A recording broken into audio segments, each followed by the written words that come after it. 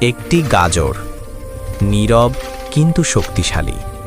মুখে প্রবেশের সাথে সাথেই শুরু হয় ভেতরের যাত্রা। চিবানো হয়, ভেঙে যায়। পাকস্থলিতে পৌঁছে অ্যাসিড ও এনজাইম গাজরকে রূপান্তর করে। ক্ষুদ্রান্ত্রে শোষিত হয় বিটা ক্যারোটিন ও ফাইবার। এই পুষ্টি রক্তপ্রবাহে মিশে ছড়িয়ে পড়ে সারা শরীরে। মস্তিষ্কে সক্রিয় হয় নিউরন, চোখে শক্তিশালী হয় দৃষ্টিশক্তি, মাংসপেশিতে পৌঁছে দেয় শক্তি ও পুনর্গঠন, অন্ত্রে তৈরি করে সুস্থ মাইক্রোবায়োম। কিন্তু সীমা ছাড়ালে পাকস্থলীর অস্বস্তি, রক্তে শর্করার ভারসাম্যহীনতা এবং ক্লান্তি দেখা দিতে পারে। স্বাস্থ্য কোনো একক খাবার নয়, স্বাস্থ্য মানে ভারসাম্য।